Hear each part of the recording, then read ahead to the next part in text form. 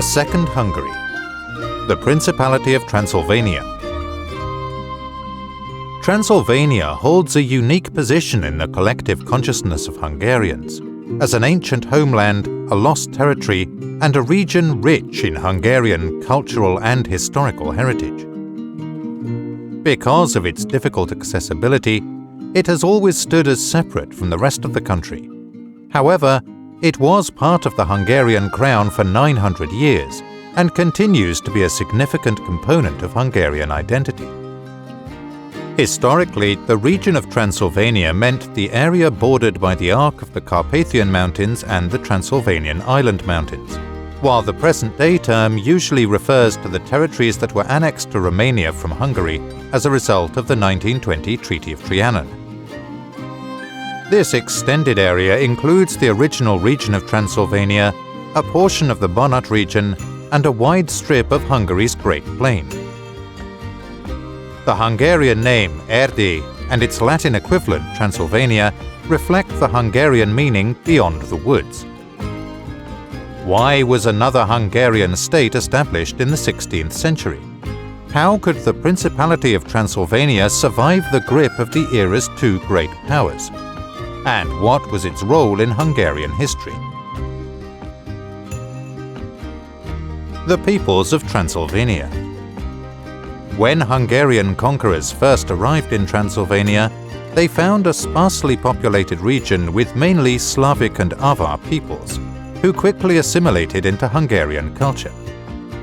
The Székelys, who speak Hungarian and maintain a robust Hungarian identity, settled in the eastern part of Transylvania in the 12th century and have lived there ever since.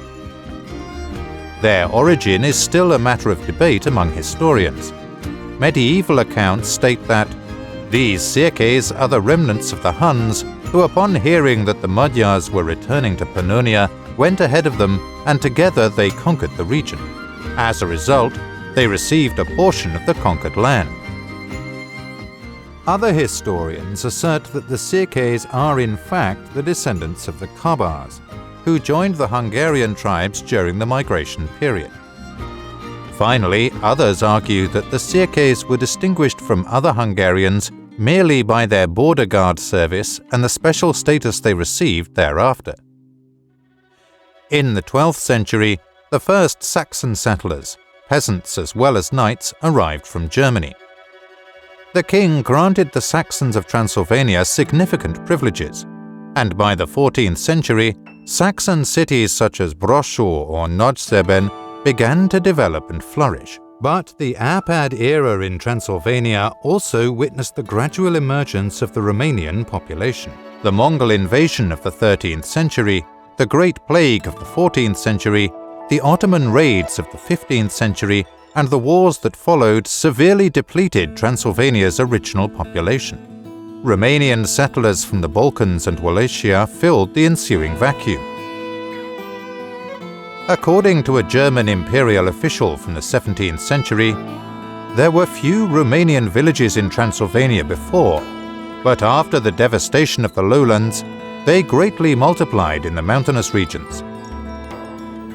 Most Romanian historians believe that Transylvania's Romanian population descended from the Dacians, who lived there in the 1st century and continuously thereafter for 2,000 years. However, archaeological, linguistic, or written sources do not support this assertion. Nonetheless, it is certain that by the early 18th century, around half of Transylvania's population was of Romanian ethnicity, a significant change from the Hungarian majority of the Middle Ages. Medieval Transylvania. Due to its distance from the royal court and its difficult accessibility, Transylvania had always been a separate part of the Hungarian Crown. For centuries, one of the most powerful Hungarian positions was that of the Transylvania voivode, a high-ranking official who governed the region, a position also held by János Hunyadi. The Transylvanian estates emerged in the 15th century. 1437 saw the Union of Kápolna, an agreement between the Hungarian nobility, the Székely dignitaries, and Saxon burghers, who together formed the political leadership of Transylvania over the following centuries. While the Romanian population was excluded from this union, this was not due to social or ethnic reasons.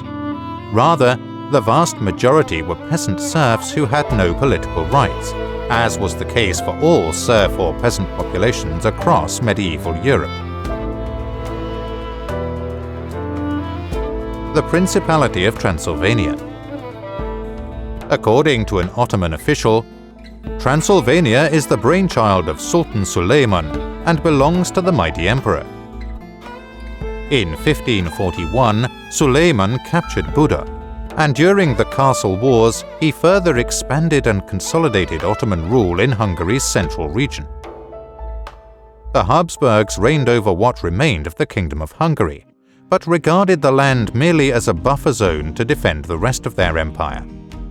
They also wished to keep Transylvania and the associated Partium under the umbrella of the Hungarian Crown. However, it was Sultan Suleiman who succeeded in securing these territories for John Sigismund, the son of his old ally, John Szapolyai.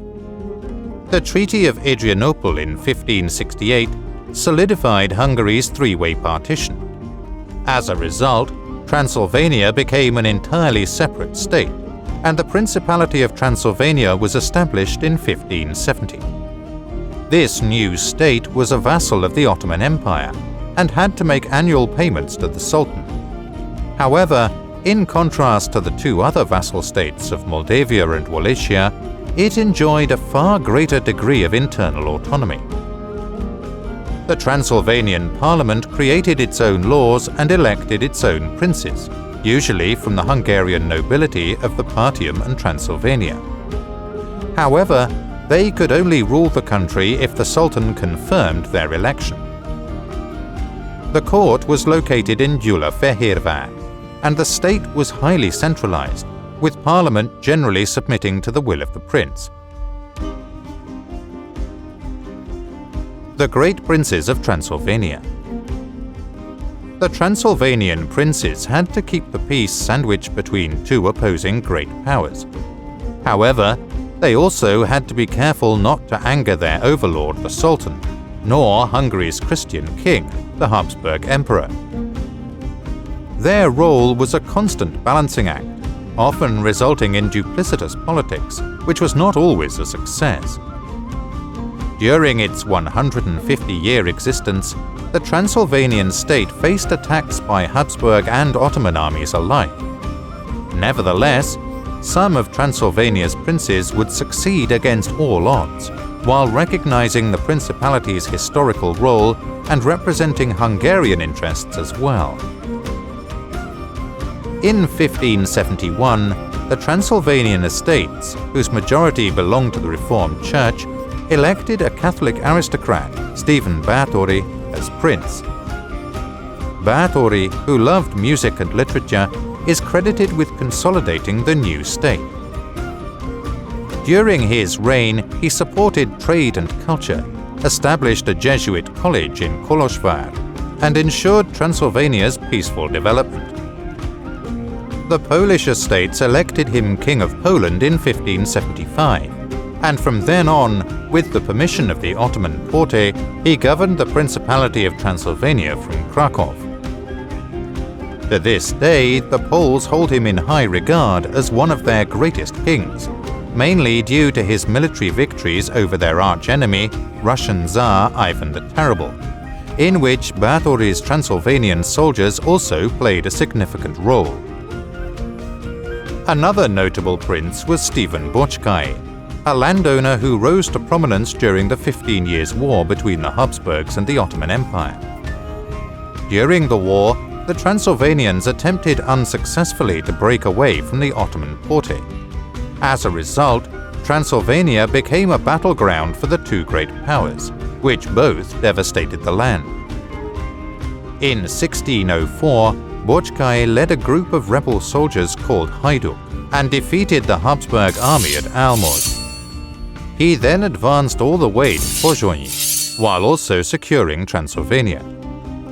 As a result of these victories, the Transylvanian Parliament elected Bocskai as their prince, followed by the estates of Upper Hungary, who elected him the Prince of Hungary. The Sultan even sent him a magnificent crown, but Bocskai realized that his actions would lead to Hungary's submission to Ottoman vassalage, and opted to make peace with Emperor Rudolf. In the Vienna Peace Treaty, the emperor recognized the rights of the Hungarian estates, as well as freedom of religion for Hungary's nobility, city dwellers, and borderland soldiers. For these efforts, Bocskai was honored with a statue in Geneva among the significant figures of the Reformation. After the successful uprising, Bocskai gave land and privileges to his 10,000 or so Hajduk soldiers in present-day Hajdú Bihar. Religion in Transylvania. 16th century Transylvania provided fertile ground for Protestantism. Lutheran evangelical Christianity spread mainly among the region's Saxons. Calvinist Reformation was more popular among Hungarians, while a significant portion of the Cirques preserved their Catholic faith. The princes backed various churches according to their personal religious beliefs. John Sigismund supported Unitarianism, a separate branch of Protestantism, while Stephen Báthory aided the Catholics, and the princes of the 17th century supported the Calvinists. While at times they limited the activities of rival churches, Transylvanian princes did so by establishing their own schools, printing presses and churches, rather than through persecuting other religions. Hungarians are proud of the fact that the first law declaring religious freedom in Europe was passed in Transylvania. According to the 1568 Parliament of Porto resolution, preachers shall preach everywhere and set forth their understanding of the gospel according to their own personal understanding, and if the community accepts it, it shall be good. If not, no one shall be compelled to accept what his soul cannot. It is also a testimony to an unusual religious tolerance for the era that, in addition to the four established religions, Catholic, Reformed, Lutheran and Unitarian, Prince Stephen Báthory allowed the Romanians to establish a Greek Orthodox bishopric in Gyulafehérvár. Prince Gabriel Bethlen. Following the appalling devastation of the 15 Years' War, Transylvania's Prince Gabriel Bethlen successfully re-established peace and prosperity in the region. He was one of the most significant figures in Hungarian history, and none amongst his contemporaries were indifferent to him. They either greatly respected or deeply reviled him. He first served under Bocskai, and then, after refusing the throne, became advisor to several princes. On seeing the country's decline, however, he turned to the Ottoman Porte and led Turkish troops into Transylvania. The parliament had little choice but to elect him prince. Bethlen never sought public favor. Instead, he always did what he deemed expedient. History now shows that he was rarely wrong. A genuinely pragmatic politician, he seized every opportunity to ensure peace and prosperity for Transylvania. When he joined the century's great struggle, the 30 Years' War, he allied with the Protestant countries Holland and England, leading several campaigns to victory against the Habsburg Emperor. Following these successes, the Upper Hungarian estates elected him King of Hungary in 1620, but he turned down the throne, choosing instead to make peace with the emperor. In return, Transylvania gained 7 counties, along with the preservation of Protestants' constitutional rights and religious freedoms. The efficient organization of the state, a thriving economy, and beautifully rebuilt cities are testament to the competence of Transylvania's rulers at the time. The Palace of Gyulafehérvár became a haven of luxury and culture, where the prince would enjoy operatic performances and banquets, but also find time to converse with scholars and establish schools. Bethlen read extensively and opened his vast library to the public. Following his death, his successor, George Rákóczi, continued his predecessors' policies. Sadly, later successors would not do the same.